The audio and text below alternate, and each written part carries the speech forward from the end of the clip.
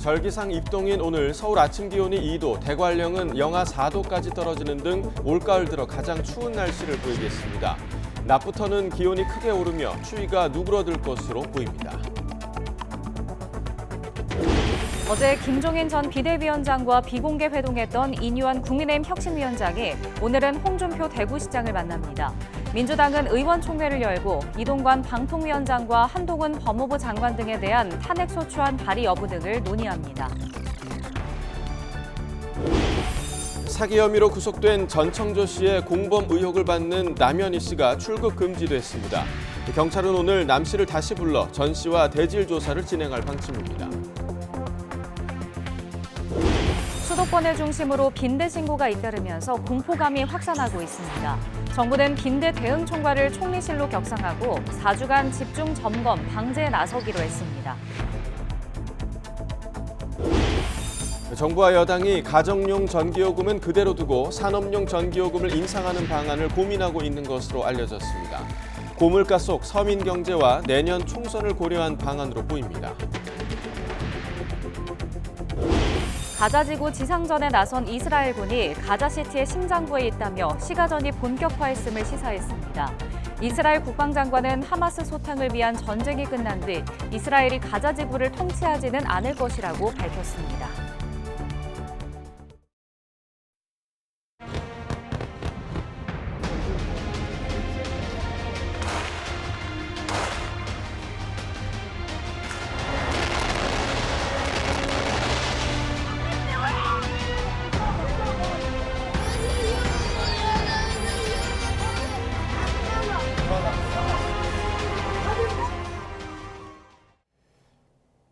시청자 여러분 안녕하십니까? 굿모닝 YTN 2부 시작합니다. 하마스 섬멸 작전에 나선 이스라엘군이 수십 년 만에 처음으로 가자시티 심장부까지 진격했습니다. 이스라엘은 인질 석방 없이 휴전은 없다고 확인하면서 전쟁이 끝나면 이스라엘이 가자지구를 통치하는 일은 없을 것이라고 밝혔습니다. 보도에 이상순 기자입니다.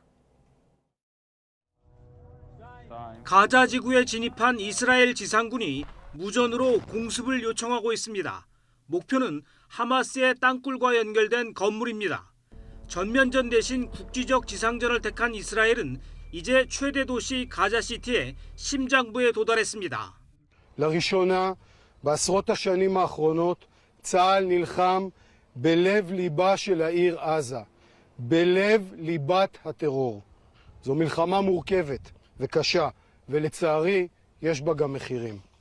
지상전 개시 일주일 만입니다. 이스라엘은 하마스의 땅굴이 가자시티의 학교와 병원 등에 연결돼 있다고 보고 있습니다. עזה היא בסיס הטרור הגדול ביותר שבנה האדם אי פעם. כל העיר הזו היא בסיס טרור אחד גדול. 본격 시가전을 앞두고 가자지구 주민 수백 명이 흰색 깃발을 들고 탈출하는 장면이 목격됐습니다.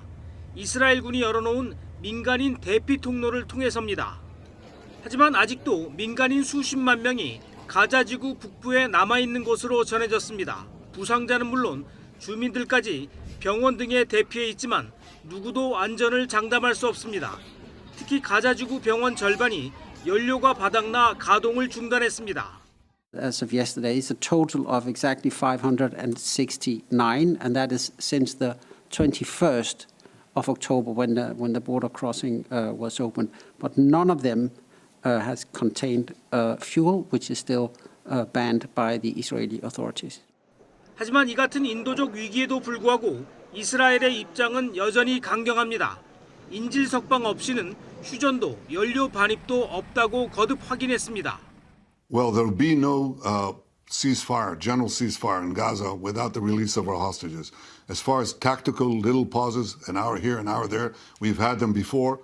이스라엘은 그러나 하마스 소탕이 끝나면 이스라엘이 가자지구를 통치하지는 않을 것이라고 국방부 장관 성명을 통해 밝혔습니다.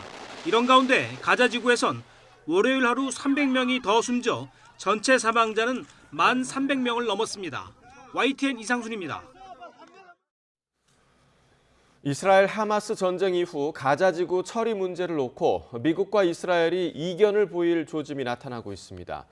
존 커비 백악관 국가안보회의 전략소통조정관은 7일 CNN 방송과 인터뷰에서 바이든 대통령은 가자 지구 점령이 이스라엘을 위해 좋지 않다고 여전히 믿는다고 말했습니다. 그는 미국이 이스라엘과 그 문제에 대해 계속 대화할 것이라고 부연했습니다.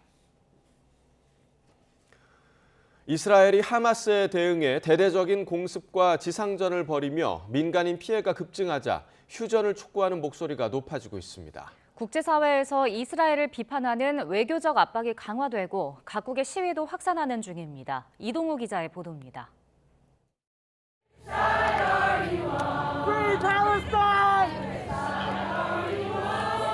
미국 뉴욕 자유의 여신상 앞에서 이스라엘 가자 지구 내 휴전을 촉구하는 집회가 이어졌습니다. 미국 워싱턴주 항구도시 타코마에서는 이스라엘 지원용 군수물자 선적을 저지하는 시위가 벌어졌습니다. 시위대는 이스라엘 지원 반대, 모든 팔레스타인 포로 석방 등의 구호를 외쳤습니다. The goal here is to delay or if we can stop any sort of arms shipments from the United States to Israel. 이스라엘이 하마스 섬멸을 목표로 가자 지구의 대대적인 공습과 지상전을 펼치면서 민간인 피해가 급증하자 이스라엘의 공격이 지나치다며 휴전을 촉구하는 시위가 세계 곳곳에서 잇따르고 있습니다. 이스라엘에 대한 외교적 압박도 확산하고 있습니다. 에르도안 튀르키예 대통령은 네타냐후 이스라엘 총리를 전범이라고 맹비난하면서 이스라엘 주재 자국 대사를 소환했습니다. İsrail tam 22 gündür açıkça savaş suçu işliyor. Şimdi İsrail biz de seni savaş suçlusu olarak dünyaya ilan edeceğiz. 노르웨이도 테러리스트 하나를 제거하려고 난민촌 전체를 폭격하는 것은 비례성에 맞지 않으며 국제법 위반일 수 있다고 지적했습니다. 남아프리카 공화국도 가자 지구에서 막대한 인명 피해가 발생하는데 우려를 표하며 현지 주재 자국 외교관들을 모두 소환하기로 했습니다. 바레인이 경제 관계를 중단하고 볼리비아는 단교를 선언했습니다. 칠레와 콜롬비아도 자국 대사를 소환하는 등 국제사회의 외교적 압박이 점차 강해지고 있어 이스라엘이 어떻게 대응할지 주목됩니다. YTN 이동호입니다.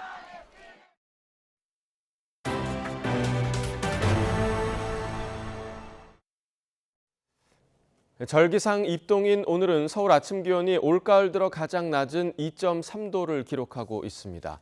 기상청은 북서쪽에서 남하하는 찬 공기의 영향으로 오늘 아침은 어제보다 기온이 더 떨어지겠다고 밝혔습니다. 오늘 아침 기온은 대관령 영하 4도, 서울 2.3도, 대구 2.7도 등으로 올가을 들어 가장 낮겠습니다. 하지만 오늘 낮부터는 기온이 크게 오르며 추위가 누그러들 것으로 보입니다. 국민의힘 이뇨한 혁신위원장이 어제 정치 원로이자 이준석 전 대표의 정치적 멘토로 꼽히는 김종인 전 비상대책위원장을 만났습니다. 이 전 대표가 연말까지 신당 창당 여부를 결정하겠다며 시점까지 언급한 만큼 비윤계 끌어안기에 더 힘을 쏟는 모습입니다. 조성호 기자의 보도입니다. 이명박 전 대통령과 유승민 전 의원 등 여권 주요 인사를 두루 만나 조언을 듣는 국민의힘 이뇨한 혁신위원장이 이번엔 김종인 전 비대위원장을 찾았습니다.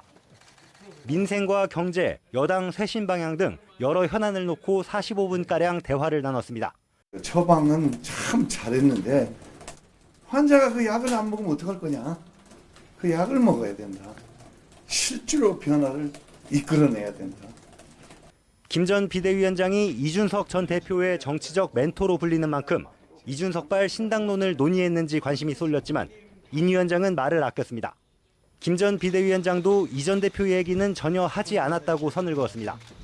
다만 혁신하려면 대통령실부터 바뀌어야 한다며 이 전 대표 평소 주장과 비슷한 취지의 쓴소리를 내놨습니다.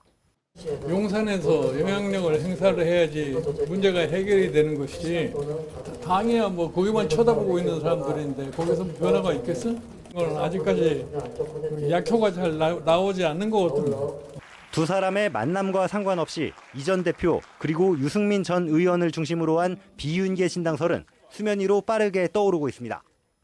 이 전 대표는 연말까지 창당 여부를 결정하겠다고 시점을 못 박았고 저는 12월 말까지 당이 어떻게 변화하는지 지켜보겠다고 했습니다. 그래서 정치적으로 다른 목소리 내는 것을 내부 총질이라 이야기한다 그러면은 다른 길을 모색하는 것은 다 강연하다. 더불어민주당 내 대표적 비명계 인사인 이상민 의원 등까지 만나며 접촉면을 넓혀가고 있습니다. 상식에 맞지 않는 정치가 횡행하고 있으니 상식의 정치를 하겠다는 것으로 공통분모를 찾으면 어떻겠느냐. 이런 말들을 제가 제 생각으로 얘기를 했죠. 여야를 아울러 중도층과 수도권, 청년층을 겨냥한 신진 세력 규합을 모색하는 거로도 읽힙니다. 정책 이슈를 잇따라 띄우며 분위기 반전에 나선 국민의힘 지도부는 여권발 신당설이 총선에 미칠 영향에 내심 촉각을 곤두세우는 분위기입니다.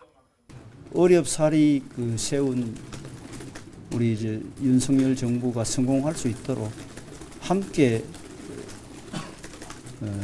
승리를 위한 길로 가야 된다. 그렇게 생각합니다.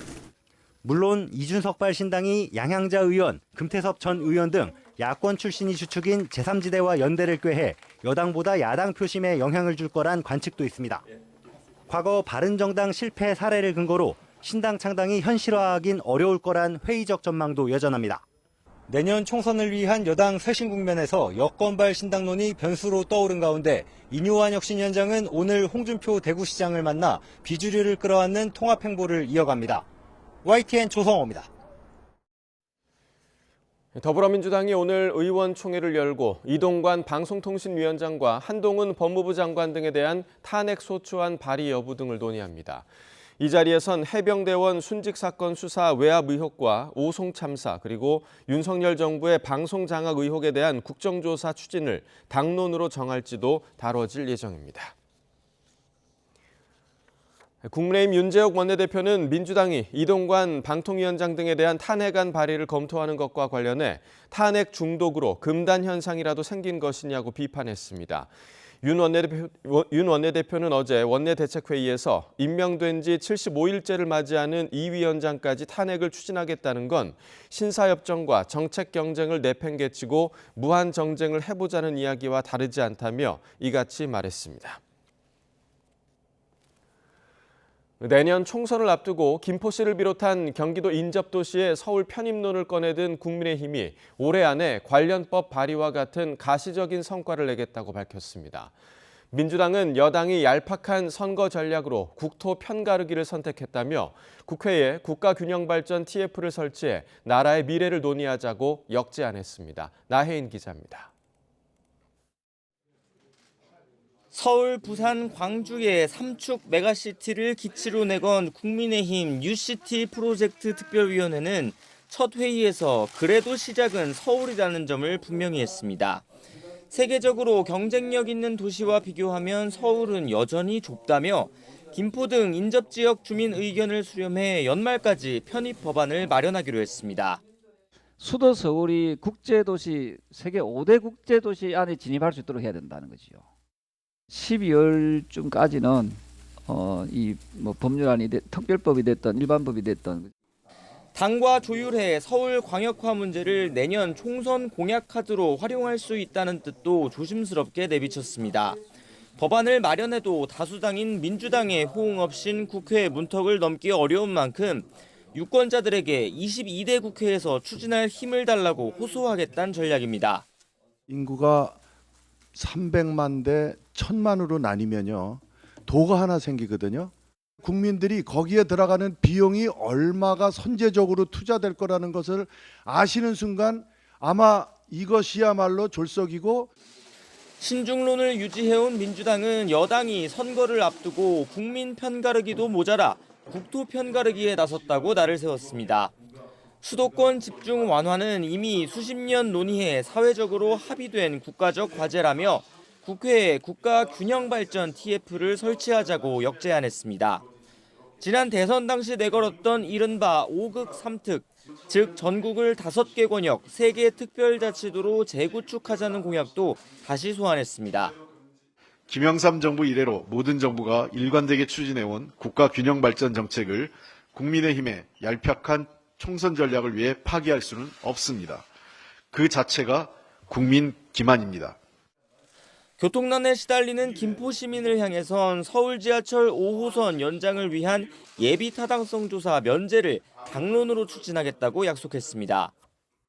국민의힘 지도부에도 서울 편입 논란보다 우선하여 김포의 교통 문제 해결에 앞장서 주실 것을 강력히 요청합니다. 하루속히 김포 시민들이 안전하게 지하철을 이용할 수 있도록 민주당은 거리를 두고 있지만 여당이 서울광역화 문제를 내년 총선 공약 전면에 내세운다면 맞대응은 불가피할 전망입니다. 경기도 인접도시의 서울 편입론이 총선 전국 최대 화두 가운데 하나로 떠오를 가능성도 커지고 있습니다.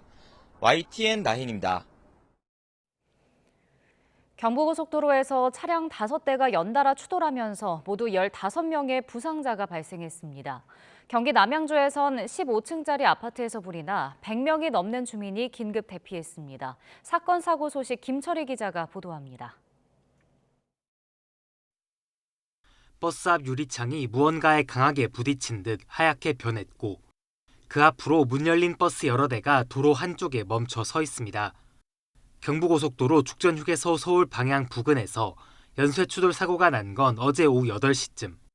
정체 속 잠시 멈춰있던 버스를 뒤따르던 또 다른 버스가 들이받았고 사고 충격으로 다른 버스 2대와 승합차 1대까지 모두 5대가 연달아 추돌했습니다. 근데 전방에 차량 정체로 정체 중인 앞에 버스를 순간 봤고요. 이 사고로 처음 사고를 낸 버스 운전자까지 3명이 중상을 입는 등 모두 15명이 다쳐 치료를 받아야 했습니다. 또 사고 여파로 일부 차선 차량 운행이 통제되면서 차들이 거북이 운행을 이어가기도 했습니다. 경찰은 사고를 낸 버스 기사가 앞을 제대로 확인하지 못한 이유가 무엇인지 등을 조사하고 있습니다. 비슷한 시각 경기 남양주시 화도읍에 있는 15층짜리 아파트 14층에서는 불이 났습니다.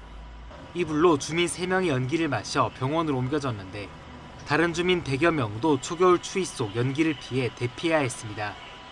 20분 만에 불을 모두 끈 소방당국은 정확한 화재 원인을 조사할 예정입니다. YTN 김철입니다. 수십억 대 사기 혐의로 구속된 전청조 씨의 공범 의혹을 받는 전 펜싱 국가대표 선수 남현희 씨가 첫 조사 이틀 만에 경찰에 재출석합니다. 서울 송파경찰서는 오늘 오전 10시쯤 사기 혐의로 남현희 씨를 불러 조사하는 가운데 공모를 부인해온 남 씨 측 요청대로 전청조 씨와 대질 신문도 진행할 예정입니다. 앞서 경찰은 남 씨가 공범 혐의를 부인하고 있고 해외 출국이 잦은 점 등을 고려했다며 그제 출국 금지 조치를 내렸습니다. 도주 63시간 만인 그제 경찰에 체포된 탈주범 김길수가 마지막 순간까지 몸부림을 치면서 강하게 저항하는 모습이 YTN이 확보한 CCTV에 잡혔습니다. 옷을 바꿔 입고 노숙까지 하면서 필사적으로 도주했지만 결국 검거되기까지의 과정을 안동준 기자가 보도합니다. 우산을 쓰고 길을 걷는 남성. 검은색 차량이 다가와 앞을 가로막자 순식간에 방향을 바꿔 질주합니다. 차에서 내려 뒤쫓기 시작하는 형사들. 온몸으로 남성을 덮쳐 제압합니다. 특수 강도 혐의로 구속됐다 병원에서 달아난 36살 김길수가 도주 63시간 만에 경찰에 붙잡힌 순간입니다. 도주 초반 택시비를 대신 내준 여자친구에게 공중전화 부스에서 전화를 건 사실을 경찰이 포착해 위치를 특정한 게 결정적이었습니다. 전화를 마치고 공중전화 인근을 지나던 김길수는 출동한 경찰을 피해 달아나다 이곳에서 붙잡혔습니다. 검거 당시 김길수는 흉기를 가지고 있지는 않았지만 몸부림치며 격렬하게 저항했습니다. 누워있는 사람에서 제압을 하는 상황에서는 힘도 엄청 경찰분들도 많이 있으시고. 김길수는 서울과 경기 북부를 오가며 필사적인 도주를 이어왔습니다. 도주 당일 밤 9시 40분쯤 마지막으로 행적이 알려졌던 서울 고속버스 터미널을 빠져나간 김길수는 택시를 타고 노량진 인근으로 이동했습니다. 건물 지하에서 노숙하며 은신해 있다가 이튿날 새벽 2시쯤 친동생이 있는 경기 양주로 이동했고 상가 주차장에서 또다시 노숙하며 하루를 보냈습니다. 셋째 날 저녁 8시쯤 김길수는 여자친구가 있는 경기 의정부에 버스를 타고 이동한 뒤 여자친구에게 전화를 걸었습니다. 추적을 피하기 위해 옷을 3차례 갈아입고 머리도 잘랐지만 결국 경찰에 덜미를 잡혔습니다. 경찰은 김길수를 잡는 데 큰 역할을 한 경기 의정부 경찰서 이선주 경사와 안양 동안경찰서 김민국 경장을 특별 승진하고 표창을 수여했습니다. YTN 안동준입니다. 50대 간호조무사를 서울 강남의 유명 성형외과 출신 전문의로 속여 무면허 수술과 시술을 하고 10억 원을 챙긴 사무장 병원이 적발됐습니다. 가짜 진료 영수증을 발급해주는 방법으로 보험 사기도 벌였는데 환자들은 불법 수술의 피해자인 동시에 보험 사기 공범으로 처벌받게 됐습니다. 보도에 차상은 기자입니다. 수술대에 누워있는 환자의 성형수술이 시작됩니다. 의사인 것처럼 거침없는 손놀림. 하지만 집도하는 사람은 의사가 아니었습니다. 간호조무사 50대 A씨가 위조 면허로 성형외과 전문의 행세를 하며 수술을 진행했던 겁니다. 해당 병원은 이 간호조무사를 서울 강남에서 유명 연예인을 수술한 경험 많은 전문의로 홍보해 300명이 넘는 환자를 끌어모았습니다. 하지만 일부는 눈이 감기지 않거나 수술 부위가 엉망이 되는 등 심각한 부작용을 겪고 있습니다. 진짜 힘든 거 생각하면 말은 못해요. 좋고 싶은 생각도 들고 막 그랬었어요. 제가 만지지를 못해요. 여기 아예 쭉 튀어나와 있고, 그리고 이쪽은 잡으려면 항상 이렇게 부어요. 경찰 조사에서는 보험 사기도 드러났습니다. 성형수술이나 시술 환자들에게 도수치료나 무좀치료를 한 것처럼 가짜 진료 영수증을 발급해줘 환자가 보험금을 타내게 한 겁니다. 보험사와 건강보험공단 피해 금액은 지난 2021년 10월부터 지난 5월까지 11억 원이 넘습니다. 병원에는 면허가 있는 정식 의사도 있었는데 성형수술을 배우려고 수술 장면을 촬영해 보관하기도 했습니다. 강남에서 실제로 했다고 하고 또 유명 연예인들과 같이 찍은 사진들이라든지 이런 걸 보고 의사들조차도 믿었던 것 같습니다. 경찰은 의사 면허를 대여받아 병원을 운영한 대표와 가짜 의사 A씨를 구속하고 면허를 빌려준 의사와 환자 모집책, 보험 사기에 가담한 환자 등 315명을 검찰에 넘겼습니다. 경찰은 환자들이 의사 면허가 가짜인지 확인할 수 있는 시스템이 필요하다며 보건복지부의 제도 개선을 건의했습니다. YTN 차상입니다. 정부가 빈대 국내 확산 방지를 위해 다음 주부터 4주간 대중교통과 숙박시설 등을 중심으로 집중 점검 방제에 나서기로 했습니다. 대응 수준을 강화하기 위해 정부는 합동대책본부 총괄을 행정안전부에서 총리실로 격상했습니다. 또 오는 13일부터 다음 달 8일까지 4주를 빈대 집중점검 방제 기간으로 정하고 10개 중앙부처와 17개 시도가 매주 회의를 열어 발생 현황을 파악하기로 했습니다. 정부와 여당이 가정용 전기요금은 그대로 두고 산업용 전기요금을 인상하는 방안을 고민하고 있는 것으로 알려졌습니다. 한국전력의 재무 위기 때문인데 고물가 속 서민 경제와 내년 총선을 고려한 방안으로 보입니다. 보도에 홍상희 기자입니다. 갑자기 뚝 떨어진 기온에 거리를 지나는 사람들의 옷차림도 두꺼워졌습니다. 겨울을 앞두고 4분기 전기요금 인상안이 논의되고 있는 가운데 시민들의 생각은 엇갈립니다. 아무래도 부담되죠. 서민들한테는 가장 부담되는 게 물가라든가 인상한 소리만 나오면 마음이 조금 많이 무거워요. 그거 적자를 그대로 놔둘 수는 없잖아요. 국가에서 또 뭘 방법으로 메꾸잖아요. 그럼 우리 세금이지? 그러니까 그래서 좀 올리는 것은 괜찮다고 봐요. 여당과 산업통상자원부, 기획재정부는 산업용 전기요금 인상 방안을 유력하게 검토하고 있는 것으로 전해졌습니다. 고물가 고금리 부담에 가정용과 소상공인용 전기요금은 그대로 두고 계약 전력 300kW 이상의 산업용만 인상하겠다는 겁니다. 지난해 산업용 전기 판매량은 전체의 54%, 주택용과 일반용을 합친 판매량보다 많아 산업용 전기요금만 올려도 한전 재무구조 개선에 효과가 있을 것이라는 판단입니다. 5개월 앞으로 다가온 총선도 산업용 전기요금 인상안에 힘을 싣고 있습니다. 한전의 지난 6월 말 연결 기준 총부채는 201조 4천억 원. 산업용 전기요금 인상만으로는 최악의 재정 위기에 놓인 한국전력 문제를 해결하기에는 역부족이라는 지적도 나옵니다. 원가 적자 규모 자체가 이미 감당하기 어려운 수준이고요. 내년이 되면 이제 채권 발행 한도가 다 차서 넘어설 것으로 예상을 하고 있고요. 이미 5배라는 채권 한도 규정을 적용받고 있기 때문에 이것 이상으로 채권을 발행하게 된다면 금융 부담이 너무 커지게 될 것으로 예상을 합니다. 올해 상반기 국제 에너지 가격이 반짝 하락하면서 한전의 3분기 실적은 흑자 전환할 것으로 전망되지만 에너지 가격 변동성이 커지면서 다시 영업 손실을 낼 가능성이 큽니다. 지난 5월 25조 원 규모의 자구책을 발표한 한전은 자회사 지분 매각 등을 포함한 고강도 2차 자구안을 발표할 계획입니다. YTN 홍사입니다. 복합 관광단지를 만들면서 80가구에 1,000만 원씩 이미 8억 원을 줬는데 16억 원을 더 요구하며 시위를 벌이는 곳이 있습니다. 바로 전남 여수의 사례인데요. 이 업체 측은 관광단지 입구에 있는 마을 외에 부근 5개 마을에도 12억 원을 지급해 발전기금만 20억 원을 내놓은 것으로 확인됐습니다. 당연한 피해 보상이라는 주민의 주장과 거액을 투자해 일자리 창출을 하려는데 돈을 마구잡이로 뜯어가려 한다는 업체 항변이 맞서고 있습니다. 보도에 오선열 기자입니다. 그림같이 펼쳐진 다도해를 내려다보며 루지를 즐길 수 있는 관광단지입니다. 이 일대에는 최고급 호텔과 휴양공간 등 대규모 복합 관광단지가 조성될 예정입니다. 그런데 관광단지 진입도로엔 상여가, 입구엔 관이 흉물스럽게 놓여 있습니다. 시위대가 도로를 막아서기도 합니다.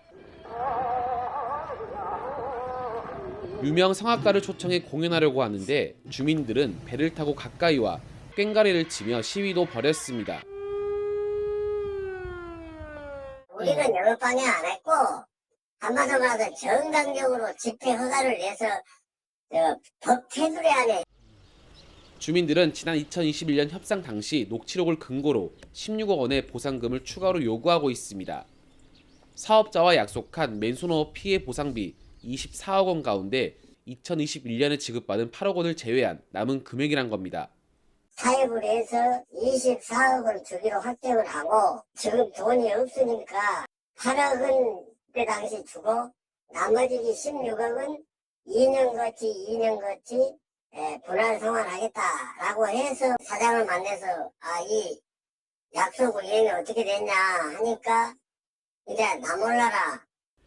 관광단지 입구 마을 80가구에 8억 원이니까 한 가구에 1,000만 원씩 지급된 셈입니다. 업체 측은 보상금 약속은 주민의 일방적 주장이고 착공식을 앞두고 차량 통행을 막자 마찰을 피하려고 어쩔 수 없이 준 것이라고 설명했습니다. 또 조금 떨어진 다른 5개 마을에도 12억 원을 지급해 발전 기금으로만 20억 원을 내놨는데 사실상 영업을 방해하고 있다고 호소하고 있습니다. 24억을 약속한 적이 없습니다. 사전 예약을 한 팀들이 예약을 취소하는 사태가 계속적으로 발생하고 있고, 그리고 회사 이미지, 이 관광사업 자체 회사 이미지 손실에 따른 매출액도 지금 상당히 떨어지고 있거든요. 관광단지 조성을 둘러싼 주민과 업체의 갈등이 격화하면서 법적 다툼까지 예고되고 있습니다. YTN 오선열입니다. 서울시는 잇따른 강력범죄로 인한 시민 불안감을 해소하기 위해 휴대용 SOS 비상벨 지키미를 범죄 피해자와 피해 우려자 10,000명에게 우선 보급하기로 했습니다. 비상벨은 기기 작동 시 경고음이 발생해 주변에 도움을 요청하고 미리 설정한 최대 5명의 지인에게 위치 정보가 담긴 비상 문자 메시지를 즉시 발송합니다. 오세훈 서울시장의 시연 장면 보시겠습니다. 위기 상황임을 알면서 범행을 하려고 하는 대상이 이 소리를 듣고 빨리 자리를 상당히 크죠. 이 정도 되면 꽤 멀리까지 소리가 들릴 수 있게 됩니다. 그렇게 해서 주변에 가장 가까운 분으로부터 도움을 받아서 위기를 탈출할 수 있도록 기능을 하겠습니다. 충남 홍성역 인근 임시 주차장에 세워져 있던 차들의 유리창이 무더기로 파손돼 경찰이 수사에 나섰습니다.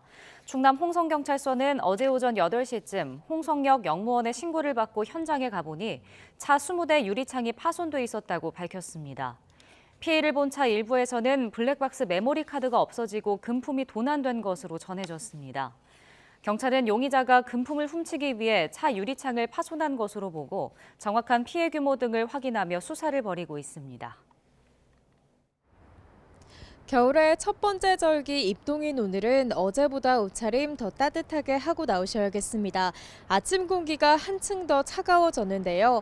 현재 서울 기온은 2.4도로 하루 만에 또다시 올가을 최저 기온을 기록했고요. 찬바람의 체감 온도는 이보다 더 낮게 나타나고 있습니다. 다행히 낮 동안에는 기온이 15도까지 오르면서 예년 이맘때 기온을 회복하겠지만 일교차가 10도 이상 극심하게 벌어지겠습니다. 감기 등 호흡기 질환에 걸리지 않도록 건강관리 잘 해주셔야겠습니다. 오늘은 전국 하늘에 구름만 가끔 지나겠습니다. 다만 아침까지 내륙을 중심으로 안개가 짙게 끼는 곳이 많겠고요. 안개나 이슬이 얼어 도로 살얼음이 나타나는 곳도 있겠습니다. 출근길 교통안전에도 각별히 유의해 주시기 바랍니다. 영남 지방을 중심으로는 여전히 한파주의보가 발령 중인 가운데 현재 기온 살펴보면 서울 2.4도, 대관령 영하 4.2도, 대구 2.5도로 어제 같은 시각보다 3에서 9도가량 낮아 무척 쌀쌀합니다. 하지만 낮 동안에는 대부분 예년 수준의 기온을 회복하겠습니다. 오늘 서울 한낮 기온 15도, 광주 18도, 부산은 20도가 예상됩니다. 내일은 또다시 곳곳에 추위를 부르는 비가 내리겠고 남부지방은 금요일까지 이어지겠습니다. 이후 비가 그친 뒤에는 더 심한 추위가 찾아올 전망입니다. 오늘 동해안에서는 너울성 파도가 높게 일겠습니다. 이 지역에 계신 분들은 해안가 접근을 자제하는 등 안전사고에도 유의해 주시기 바랍니다. 지금까지 서울 상암동 야외 스튜디오에서 YTN 윤수빈입니다.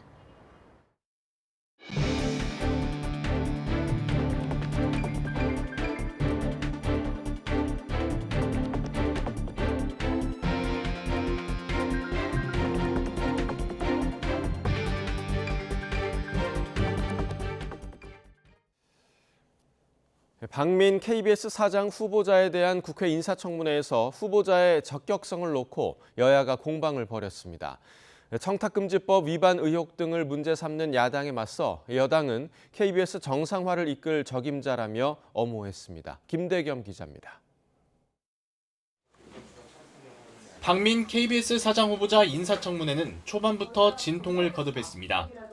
야당의 청탁금지법 위반 의혹 제기를 박 후보자 인사청문단이 허위사실 유포라고 겁박했다며 민주당이 사과를 요구한 겁니다. 자료 제출 문제와 신상 발언 기회 등을 놓고 벌어진 민주당 측과 국민의힘 장제원 과방위원장 간 설전은 야당 의원 집단 퇴장으로 이어졌습니다. 위원장이 하라고 하면 하고 우리가 무슨 이분 드렸고 고민정 의원님한테는 자료 주려고 이분을. 그러나 위원장은 청문위원회 권리를 보호해주기는커녕 오히려 청문위원을 매도하고 있습니다. 세상에 위원장 청문회 하는 것도 처음 보네요. 위원장 자격을 고민정 의원이 정합니까? 참 어이가 없네, 어이가 없어. 우여곡절 끝에 속개된 청문회에서 야당은 박 후보자가 언론사 재직 당시 일본계 기업에서 자문료를 받아 청탁금지법 위반이 의심된다는 걸 거듭 문제 삼았습니다.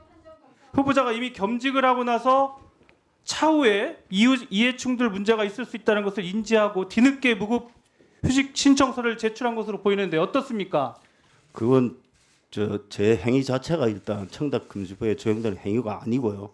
저희 회사는 겸직이 또 허용되어 있습니다.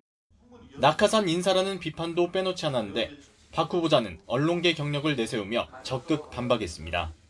비록 방송은 아니지만 언론계에서 30년간 일을 했습니다. 그리고 KBS의 공모정찰을 거쳤고 상당한 진통도 겪었습니다. 그리고 오늘 이 청문회까지 와 있습니다. 여당 의원들은 공영방송 정상화에 초점을 맞춘 질의로 박 후보자가 적임자임을 내세웠습니다. KBS가 국민의 신뢰를 잃은 가장 큰 이유는 뭐라고 봅니까? 역시 첫 번째는 거의 의도적인 혹은 사실관계를 제대로 확인하지 않은 불공정 보도, 편파 보도라고 생각합니다. 야당이 추진하는 방송 3법 그리고 현 정부의 방송 장악 의혹 논란이 맞물리면서 청문회 내내 여야는 팽팽하게 맞붙었습니다.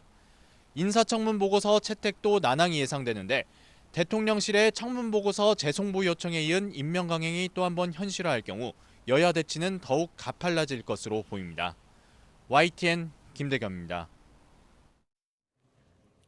고위공직자 범죄수사처와 감사원이 유병호 감사원 사무총장 소환 문제를 두고 연일 충돌하고 있습니다.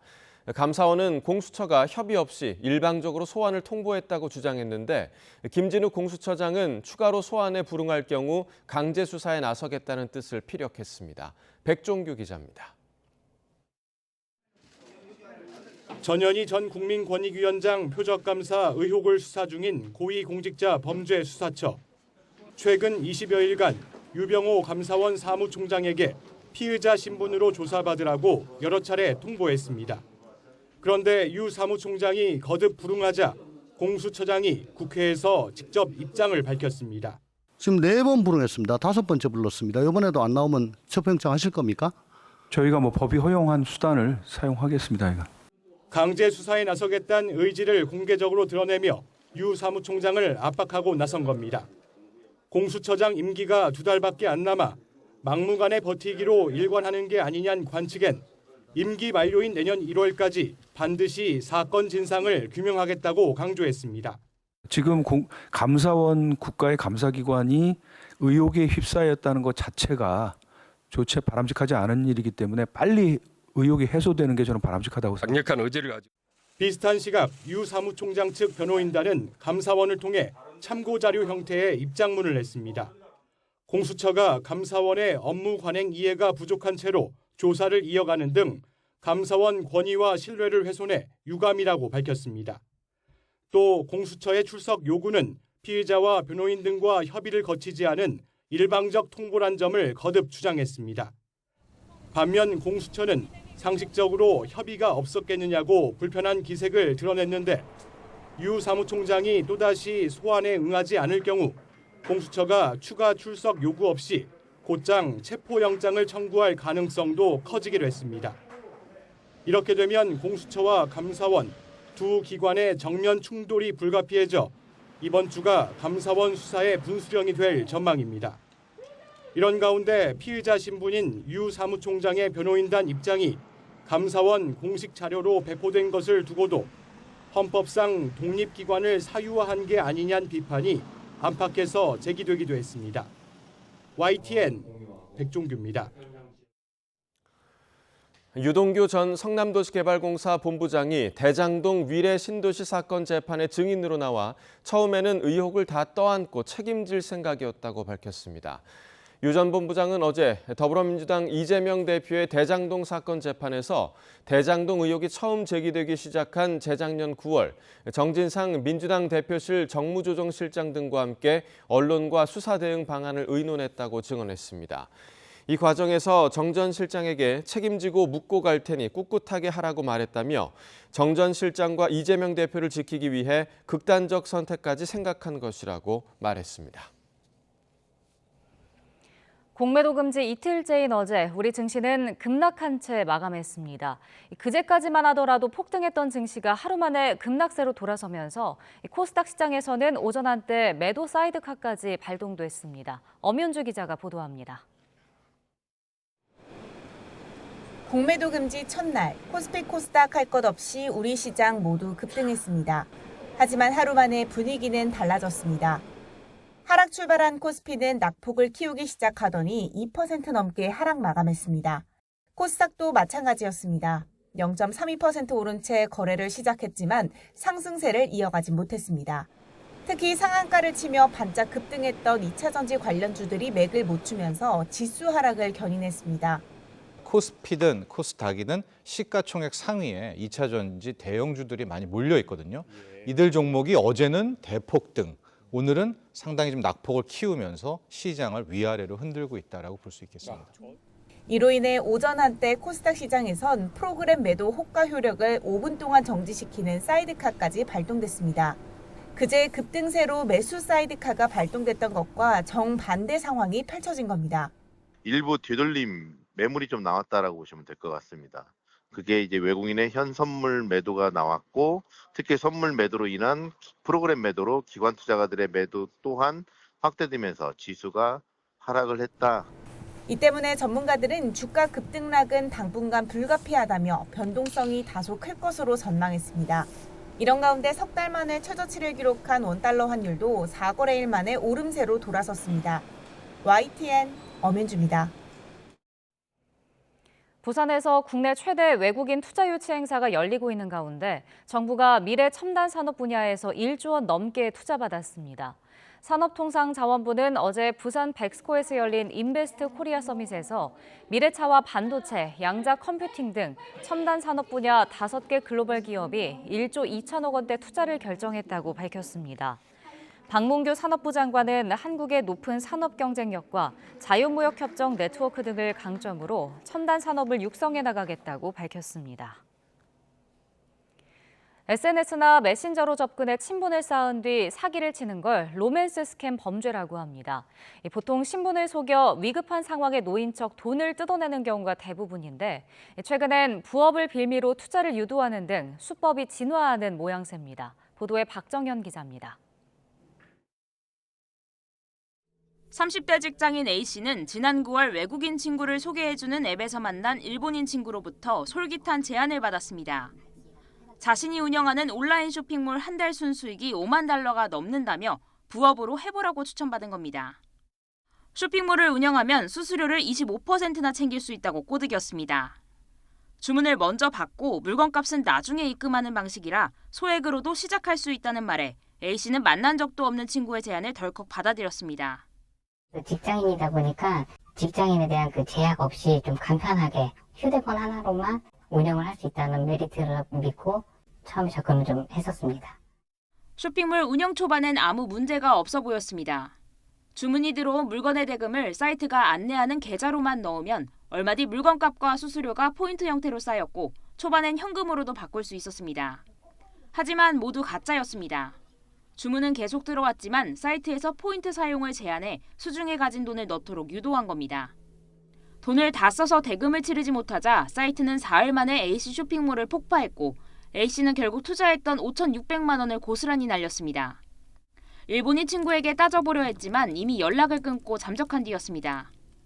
이 쇼핑몰에서 이제 자금 회수가 안 돼서 계속 주문은 들어오는데 그 주문건을 처리해야지만이 이제 제 상점이 이제 묶여있던 걸 풀릴 수가 있고 돈을 찾을 수 있다. A씨가 당한 건 이른바 로맨스 스캠이 변주된 신종 사기 수법으로 지금까지 확인된 피해자들만 40여 명에 달합니다. 유사 쇼핑몰 사이트만 100여 개가 넘는 데다 대부분 해외 쇼핑몰 사이트라 경찰 수사에 한계가 있다고 피해자들은 입을 모읍니다. 소액 투자라고 하니까 아이들 분유값, 기저귀값이라도 조금 벌겠다고 시작한 계기가 많아요. 그러다 보니까 심리적으로 되게 힘들어하는 부분이 되게 많더라고요. 친분과 신뢰를 빌미로 벌이는 스캠 사기. 하루가 다르게 수법이 진화하는 사이 속수무책 당하는 피해자들이 늘고 있습니다. YTN 박정현입니다. LG U+ 인터넷에서 접속 장애가 발생해 시민들이 어제 오후 내내 불편을 겪었습니다. LG U+는 어제 오후 3시 반부터 발생한 인터넷 접속 장애가 저녁 8시쯤 모두 복구됐다고 밝혔습니다.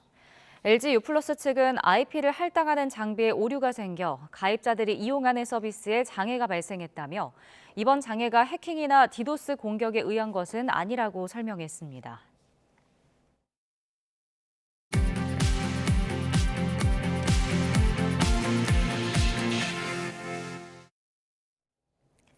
이 시각 세계는입니다.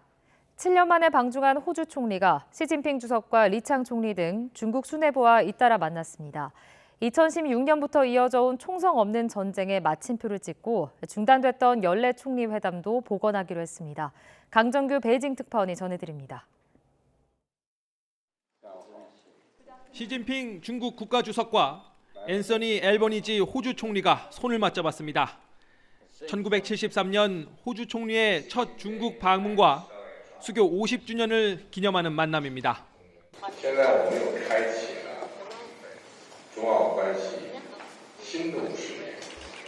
호주 총리가 중국을 찾은 건 2016년 이후 처음. 7년 동안 양국은 총성 없는 전쟁을 벌였습니다. 2017년 중국계 재벌이 호주 정치권에 58억 원을 뿌렸다는 폭로와 함께 선거 개입 의혹이 불거졌고 2018년 미국 트럼프 행정부의 과웨이 때리기에 호주가 동참하면서 양국 관계는 틀어졌습니다. 2020년 호주가 코로나19 발원지 국제조사를 촉구하자 중국은 대대적 무역 보복에 나섰습니다.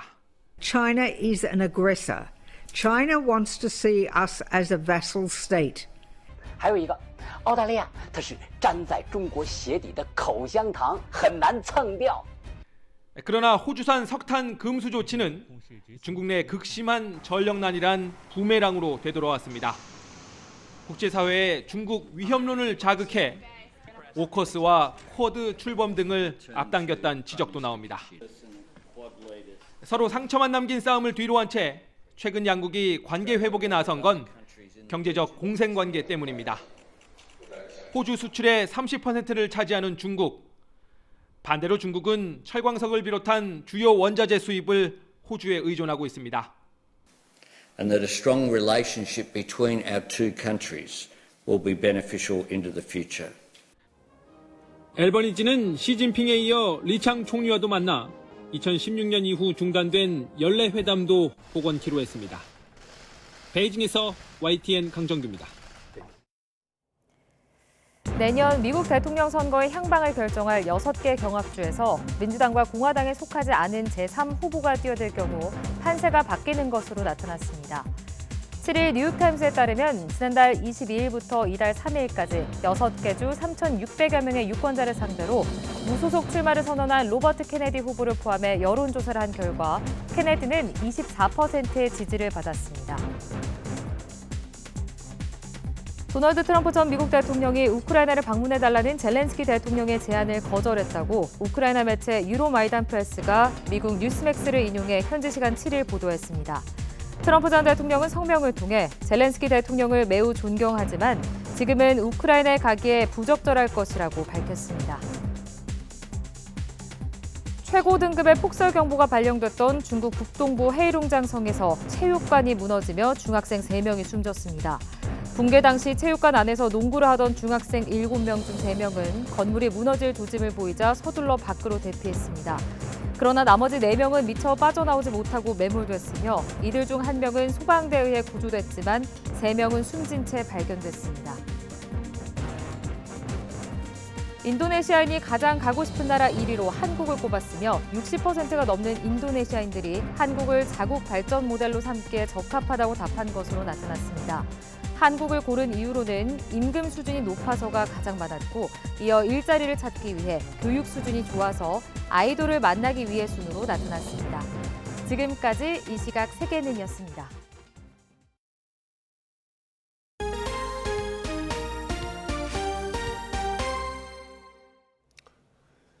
극단적인 기후변화로 우리나라를 포함해 아시아 곳곳이 물 관리 문제로 고심하고 있습니다. 해결책을 찾는 한 방법으로 아시아 물관리 기관들이 모여 물위원회를 만들었는데요. 최근 필리핀에서 열린 회의에 우리 물 기업들이 현지 업체들과 전시회와 발표회를 함께 열어 시장 진출을 꾀하는 자리도 마련됐습니다. 필리핀에서 양동훈 기자가 전해드립니다. 아시아 지역 물 문제 해결을 고민하기 위해 24개국 160여 개 기관이 모여 만든 아시아 물위원회. 각 나라 대표들의 19번째 이사회가 필리핀 마닐라에서 열렸습니다. 이번 회의에서는 물 관련 협력 의제 논의에 더해 우리의 선진적인 물 관리 기술을 알리는 자리가 마련됐습니다. 필리핀 물 기업들과 발표회와 전시회를 함께 준비한 우리 업체들은 자연스럽게 동남아시아 시장에 진출할 기회를 얻게 됐다고 말했습니다. 최근에 동남아시아 시장을 저희가 계속 진출하려고 노력하고 있는데요. 특히나 이 필리핀은 저희 회사 입장에서는 거의 처음으로 진출해보는 그런 곳입니다. 마닐라의 대표 수처리 업체들과 함께 미팅을 하게 되었고요. 향후 이들과 함께 협력 파트너십을 방안을 강구하고 또 수출의 기회를 얻게 되기를 기대하고 있습니다. 이사회 기간 한국수자원공사는 필리핀 마닐라 상하수도청과 물관리 협력 관련 양해각서도 체결했습니다. 현지 언론 매체 30여 곳이 참석할 만큼 높은 관심을 보였습니다. We are looking at K-Water for our long-term water source that it has to be implemented and hopefully that will be approved by the President. 국내 물 분야 디지털 첨단 기술과 기후변화 산업 육성, 새로운 비즈니스 모델 공유 등으로 한국, 필리핀 간 물산업 협력에 교두보를 마련할 것입니다. 또 필리핀뿐 아니라 아시아 개발도상국들이 기후변화에 맞춰 댐과 강 유역을 관리하고 신재생에너지 기술을 습득하도록 돕는 내용으로 아시아 개발은행과 협력도 한층 강화하기로 했습니다. 한국수자원공사는 물 관리와 친환경 에너지 등 다양한 분야에서 우리 기업들이 해외 진출을 이어갈 수 있도록 지원을 아끼지 않을 방침입니다. 필리핀 마닐라에서 YTN 양동훈입니다. 한국 시리즈 첫 경기에서 KT가 LG를 누르고 기선 제압에 성공했습니다. 문상철이 9회 천금 같은 2루타로 결승 타점을 올렸습니다. 보도에 양시창 기자입니다. 29년 만에 우승에 도전하는 정규리그 1위 LG와 플레이오프에서 마법 같은 3연승으로 한국 시리즈에 진출한 KT의 운명의 1차전. 2만 3천여 석 규모의 경기장에 만원 관중이 들어차 열띤 응원이 펼쳐졌습니다. 추운 날씨에 몸이 덜 풀린 듯 양팀 선발 투수는 1회부터 나란히 실점하며 흔들렸습니다. 초반 경기 주도권은 LG가 잡았습니다. LG는 2회 초 무사 1-2루 실점 위기를 맞았지만 KT 문상철이 된 번트가 포수 바로 앞에 떨어지며 한꺼번에 아웃 카운트 3개를 챙겼습니다. 역대 한국 시리즈 두 번째 나온 3중살입니다. 끌려가던 KT는 4회 동점을 만들고도 웃지 못했습니다. LG의 송구 실책 상황, 주루 코치의 판단착오로 3루 주자 알포드가 머뭇거리다가 홈에서 아웃됐습니다. 한 점 더 낼 수 있는 기회를 놓쳤습니다. 팽팽하던 승부는 9회 초에 갈렸습니다. 배정대가 LG 마무리 고우석과 9구까지 가는 승부 끝에 볼넷을 골랐고 이어 타석에 들어선 문상철이 고우석의 변화구를 잡아당겨 좌측 담장을 맞추는 벼락 같은 2루타를 터뜨렸습니다. 홈런이 아닌지 KT 벤치가 비디오 판독을 요청했을 정도로 큼지막한 결승 2루타. 2회 초 번트 실수를 만회하며 한국 시리즈 1차전 승부를 결정짓는 짜릿한 순간이었습니다. 경기 초반에 저희가 이제 기회를 잡았었는데 제가 이제 번트로 인해 가지고 뭔가 이제 기회가 무산이 되고 분위기도 다 넘어가는 느낌을 받아가지고 좀 마음이 좋진 않았는데 이제 나와서 환호하는 모습을 보니까 그때는 기분 좋았습니다. LG는 KT 투수진 공략에 실패하며 아쉽게 무릎을 꿇었습니다. 초반부터 흔들렸던 KT 선발 고용표에 2점밖에 만들지 못했고 7회부터 차례로 나선 손동현, 박영현, 철벽계 투진에 꽁꽁 묶였습니다. 오늘 저녁 치러지는 한국 시리즈 2차전에 LG는 최원태를, KT는 쿠에바스를 선발로 내세웠습니다. YTN 양시창입니다.